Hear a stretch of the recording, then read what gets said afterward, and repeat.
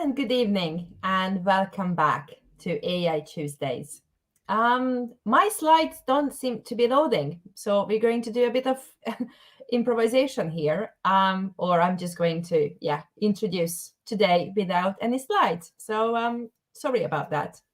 But my name is Erika, and I am the program manager at Microsoft Reactors.com.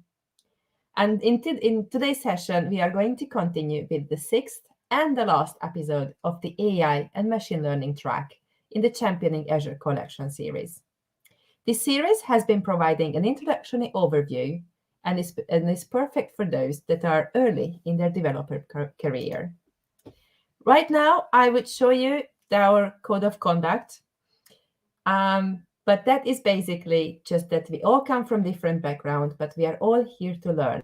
So please be aware of each other and be welcoming and respectful. Thank you. Today, we are going to talking about think machine learning is hard. Let AI do the heavy lifting. And this session is presented by Robert Folkesson, who I am going to bring here now. My slides are not loading, so I'm just going to stop with that. Okay. Hi, Robert. Sorry about that. No problem. Technology, right? So Robert, our speaker today, is the CTO at a Swedish company that is called Active Solutions. He's also a very sought-after public speaker and a Microsoft regional director.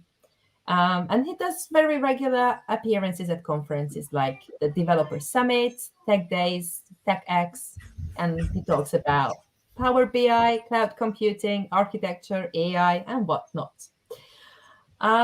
Robert is a hobby musician, and whenever he finds time, he can be found noodling with old analog synthesizers on drum machines. In this session today, Robert is going to do an introduction to both the no-code experience and the Python SDK usage, and share experience from a successful customer project using AutoML. Your session today is going to run for about 30 minutes or so, right, Robert? Yep. And then we will have time for questions at the end. But I encourage everybody to ask their questions during the session, and we'll just keep monitoring them.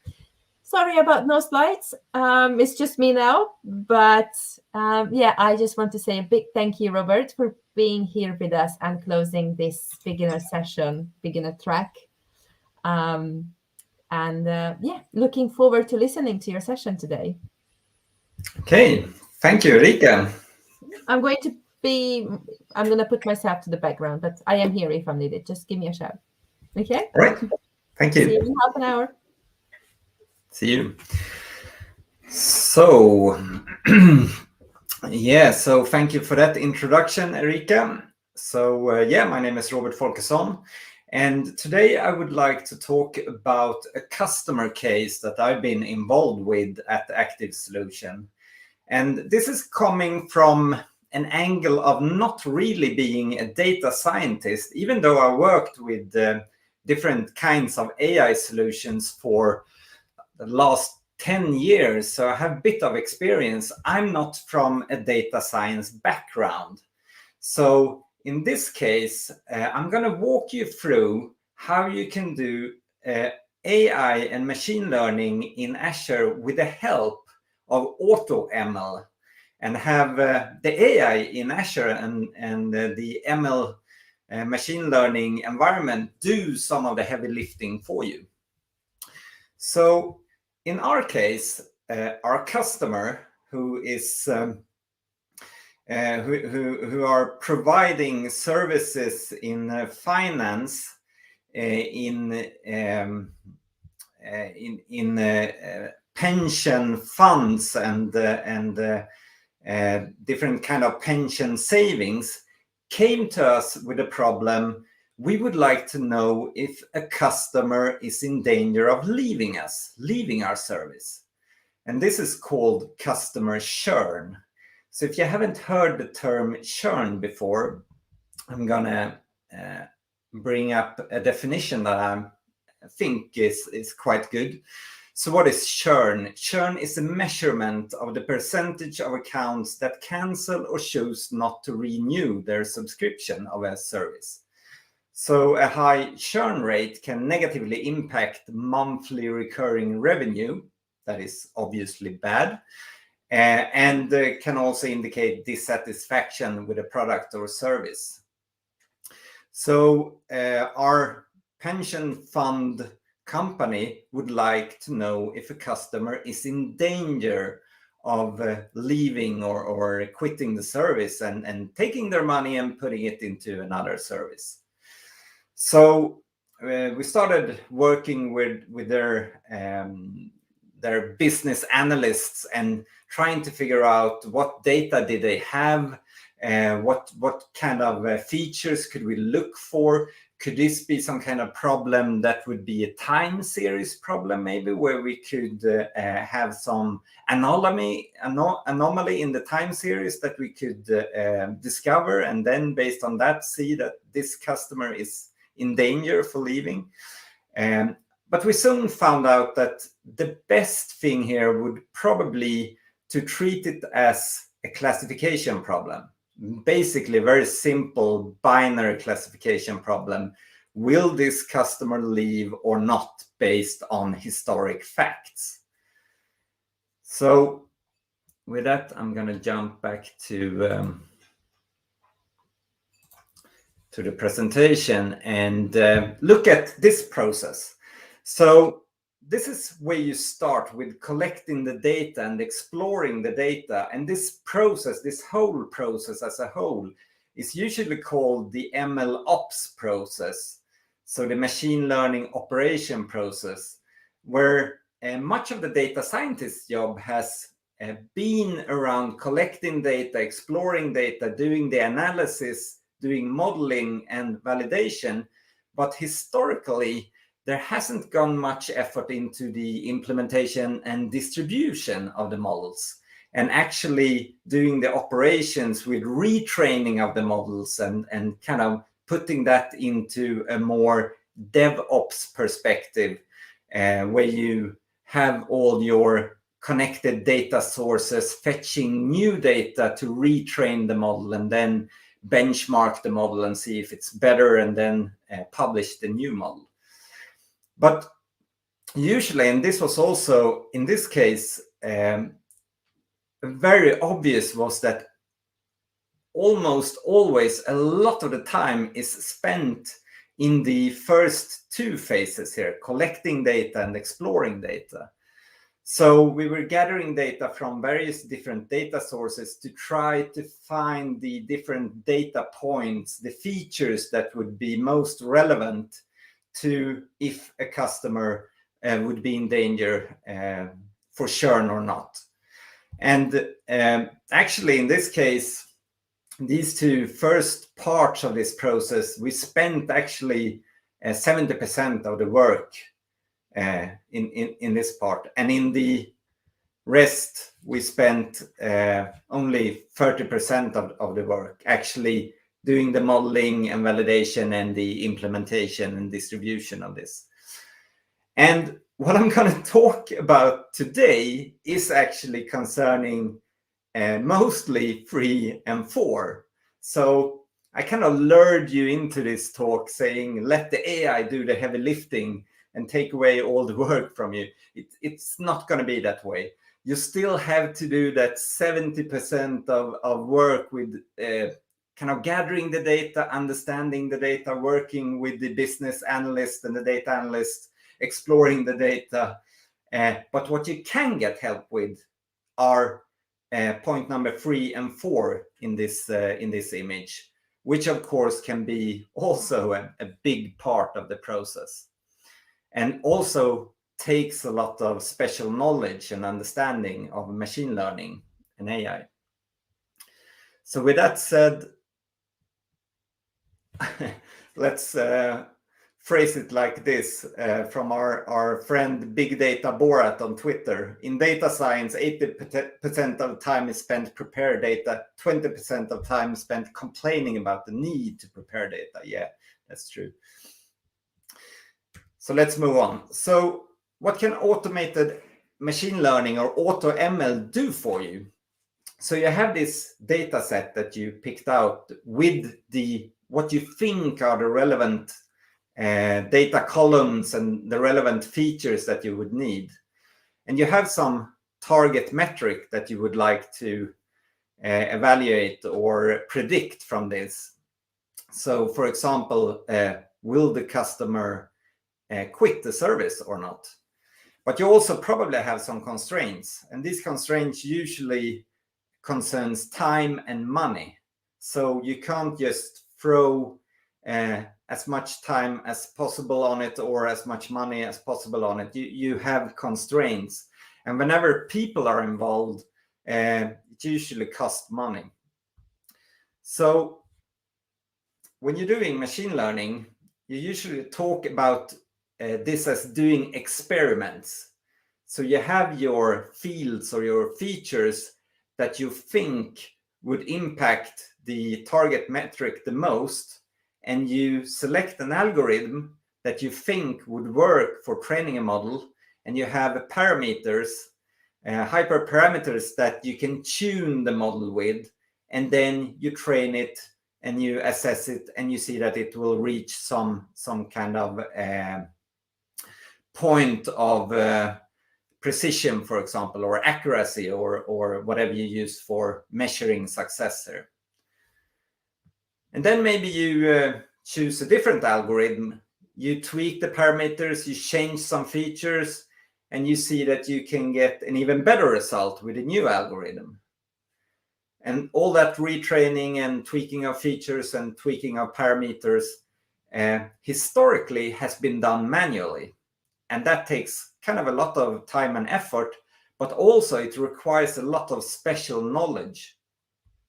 And that is a lot of the data science work has gone into this, apart from the data analysts and kind of cleaning of data and collecting of data. And you reiterate until you get a wanted result. Now, this is what AutoML can help you with. So Microsoft provides you with an automated service built on their knowledge and their AI platform that can automate this job for you. So obviously a robot can, without getting tired, do a lot of iterations like this, based on the knowledge that Microsoft has with their AI platform. They can choose the appropriate algorithm or a couple of algorithms and benchmark them towards each other, and then tune the hyperparameters and do that in hundreds of iterations until you get a good result or the best result. So this is what AutoML can provide you with to, in the end, give you this model with these hyperparameters and these features selected will give you the best result. And another nice thing is that it can also explain why it gave you that result. So at least start to give you some explanation on what would be the features that affected the outcome the most, for example. So with that, let's actually jump into a demo.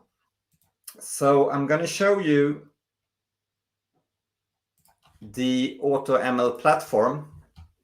And so this is the Azure portal, and it's a machine learning workspace that I've created, which doesn't contain much in itself in the Azure portal. But if I launch the studio, the Azure Machine Learning Studio, it opens up in its own UI where I can start working with a different part of the Machine Learning Studio. So I'm just going to show you briefly the most important part here so you get an overview. So there's a designer. So let's look at that first. So the designer is made for visually dragging and dropping components into an offering area where you can build up your cleaning of data, your getting of data sets from a data source, your modeling, your evaluation and scoring of a model. All this can be built up using a UI tool, a visual designer. Now, this is the earliest part of Azure machine learning. And in all honesty, it's not being used as much as before by us. We prefer to use other tooling like AutoML or actual Python Jupyter notebooks, where you are more free to use whatever is available in the open source platform. But you can still use this tool with all its built-in assets. So let's jump back to the home page here and look at what else we got there. So we got compute. So compute is what is actually going to do the model training and the inference of the models. So having endpoints that you could call to make a prediction, for example. And here you can have compute instances. So I got one instance running with Jupyter Lab and VS Code and RStudio and some tooling already installed in the running compute instance. There's a compute cluster set up that I can use to train my models. I could also connect an inference cluster. So this is if you want to deploy your models to your own Azure Kubernetes service to publish endpoints for calling your model for doing inference. You could use AKS for that. And you can also attach compute. So if you have an HD Insight cluster, another virtual machine, Databricks, you can attach that here as well. And also, of course, I need to get the data somewhere from. So I got data stores. And the data stores, if I create a new one here, can be basically any data store in Azure. So you got blob storage, Azure Files, Azure Data Lake, SQL, PostgreSQL, MySQL. All these are accessible as data stores in here. And if I have a data store and I would like to fetch a data set that resides in my data store, I can do that by creating a data set.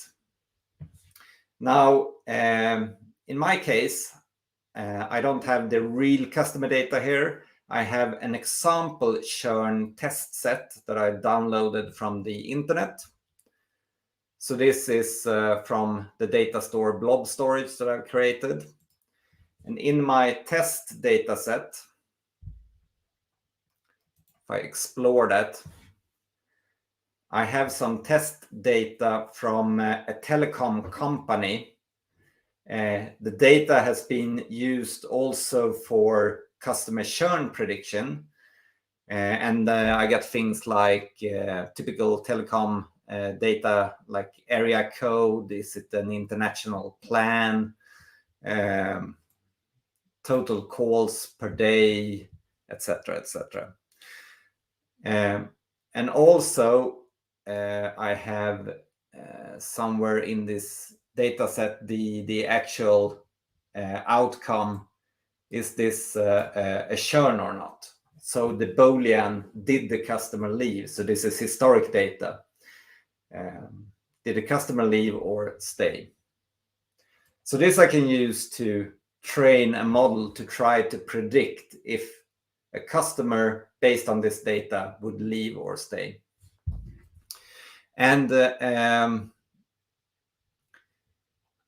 interesting thing with this is that I can also profile it.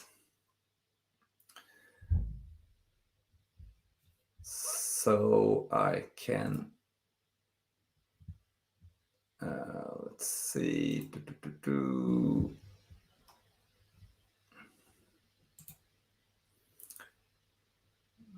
metrics.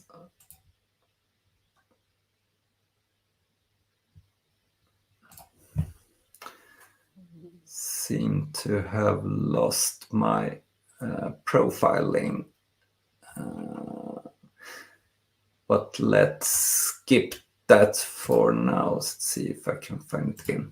Oh, sorry. There is also the possibility to profile the data to get some more information out of it. Let's see if I can go back and find that again.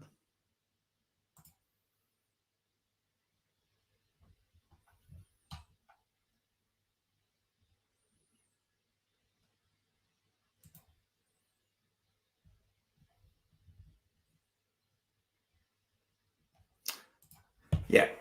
So with this, I can get, for example, the distribution of account length. I can kind of get an idea of how is the distribution of total night calls, for example, in this telecom data, and kind of just get a general idea what this data looks like. And an interesting thing is that the number of actual churn customer, the number where they actually left, where that is true, is pretty low compared to false, where they actually stayed. So the data set is a bit skewed towards customers that actually didn't leave in this case. Okay, so that's the data set. If I go back to home here, just one thing I wanted to show you in the machine learning studio before I jump into the actual automated ML, and that is notebooks. So with notebooks, I actually got the possibility to straight in here run a Jupyter notebook. So I have this compute running, which means I could use Jupyter notebook straight in the UI here to work with them and run them from here. So in this case, I'm just gonna do a very impressive demo of Hello World from the Jupyter notebook, but you get the idea. It's possible to edit this in VS Code, and it's possible to run it straight into the compute node that I got running here. But if I would like to use automated ML instead, so with this, I can take the data set that I had and create an automated ML run. So let's do that.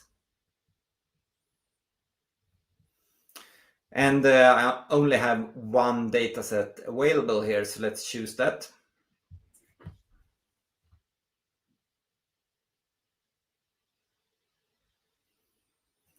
I will get a preview of the data, and I also have the profile as I showed you previously available here. So that looks fine. Let's continue with that. Now everything that runs in AutoML is part of an experiment. I already created an experiment, so let's use the same here. And of course, I need a target column. So this is whatever I would like to predict or do a regression on, or a time series value. But in this case, it's the churn we want to predict. I can run it on the compute cluster. I also have my compute instance, as I showed you before. And in this case, I'm choosing my compute cluster here. So now AutoML will know that this is a classification problem. Based on me choosing the target for prediction as a binary true-false value, it can only be a classification. I can't do a regression. I can't predict anything else that's true or false. That's it's just a binary classification. I don't have any time series data, so I can't do a time series forecasting. So AutoML understands that already. I can, however, enable deep learning. This will take some extra time for the model to train. I think it's 12 hours minimum, I think.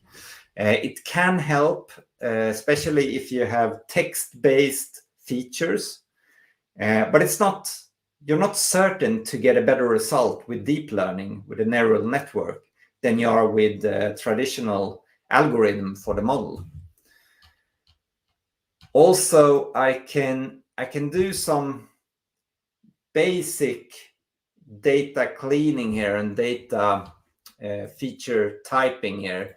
So I can say that it's a numeric value or a date time. I can also say that if there is any values missing in my data, I could use a static value, fill it with a constant, median or mean, or the most frequent. In my case, I will just leave this as auto because the data has been cleaned on beforehand.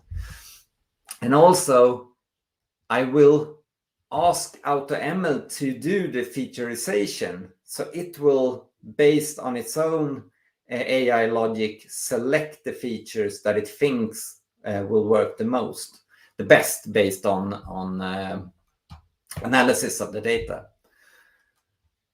So this looks good. And then here is another really important thing about this case. So additional configuration. What would be the primary metric that I would have the model be optimized for? So one would think that maybe accuracy would be a good metric. Because that sounds about right. Accuracy should be good, but it turns out that accuracy isn't always the best metric.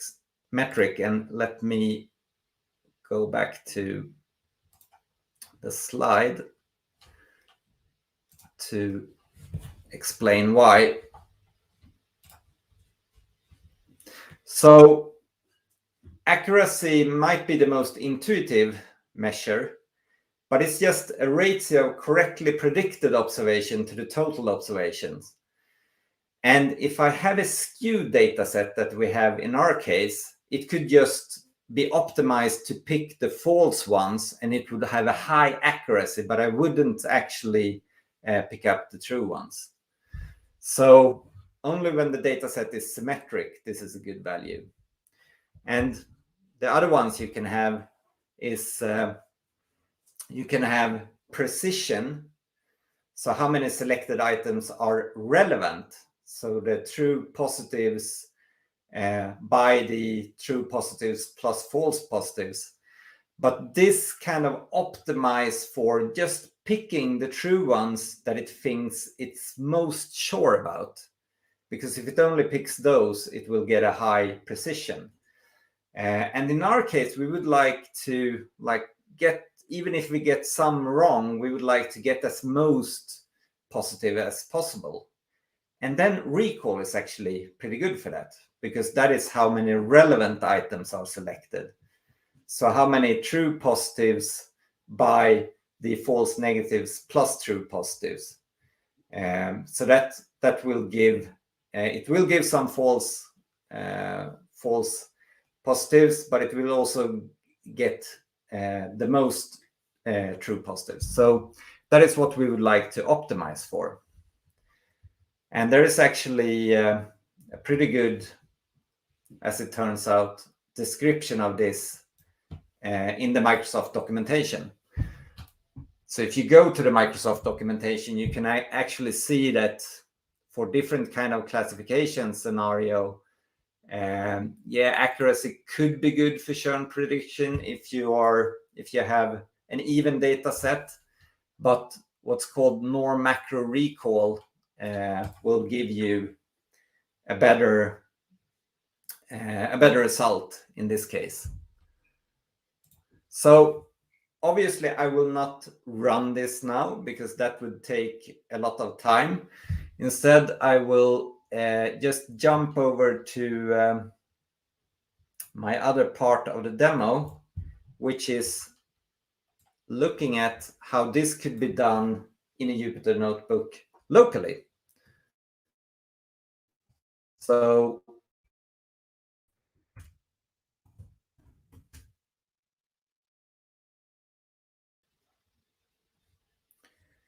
if I run Jupyter Notebook locally, and I also pip install the Azure SDK for machine learning ML, I can actually run the same thing on my local machine, but connect to Azure ML and, for example, get the data set that we were just looking at. So in this case, I'm connecting to the Azure ML service. I'm asking it to please fetch the data set that we were just looking at. And hopefully, if I'm still logged in, it will also get it.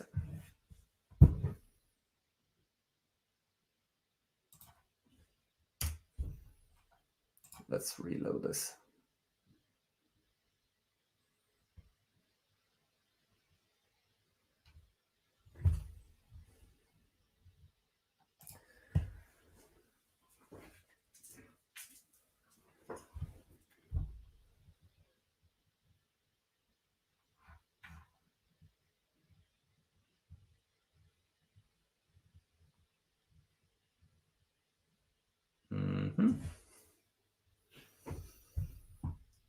So here we go.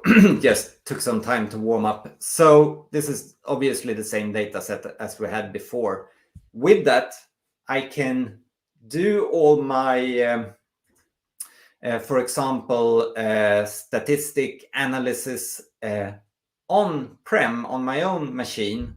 For example, see correlation in this data set to see if churn correlates with, for example, customer service calls. Yeah, there seems to be a high correlation between churn and customer service calls. Makes sense.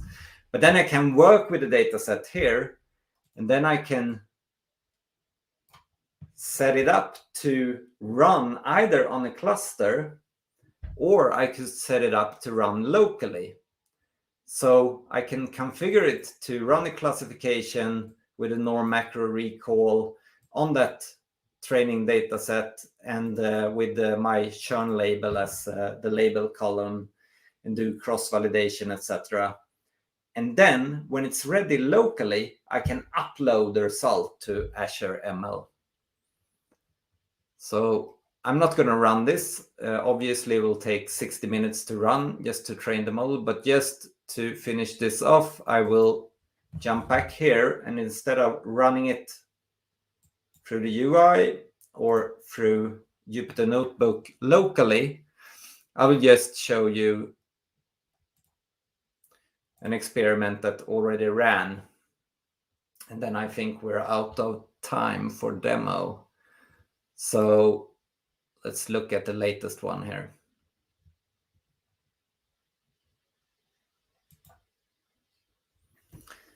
So this one I ran on my local machine, then uploaded the result to Azure ML.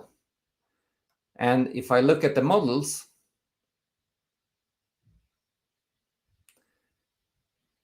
these are all the models that it went through the Azure AutoML service used to find out which model was the best or which algorithm was the best until it got to a norm macro recall of 0.79 and using a stack ensemble algorithm. So this is the one that it chose with the time constraints that I had as the winner. And here's the interesting thing. I can view an explanation of this one and see that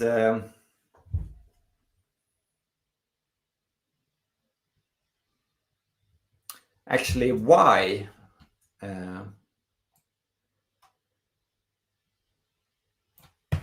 So for example, the total day charge was the most important feature affecting if a customer would leave the service or not.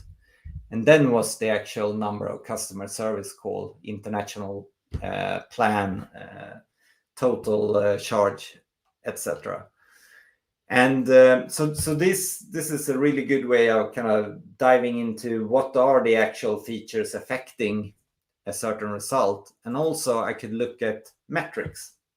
And there are a bunch of different metrics. I won't go through all here, but one extra interesting is a confusion matrix, because that one clearly shows that in this case, it predicted false, and it was actually false on 3,506. It predicted true, and it was false on 146. So yeah, those were the ones that wasn't really in danger of leaving, but we kind of optimized it for having a bit more of those. And then 500 was actually leaving the service and predicted as true. And then the ones that we didn't catch were 97 ones that we predicted as false that were actually true. So this is a great overview to see a binary classification case. And depending on the scenario, you would like to optimize these for different scenarios. So if you're trying to find cancer in a radiology scan, for example, then you would optimize it one way. And if you want to find customer churn, you would optimize it another way. So that's a big takeaway. So with that, I'm actually finished with the demo, and I'm opening up for questions. See if we have any.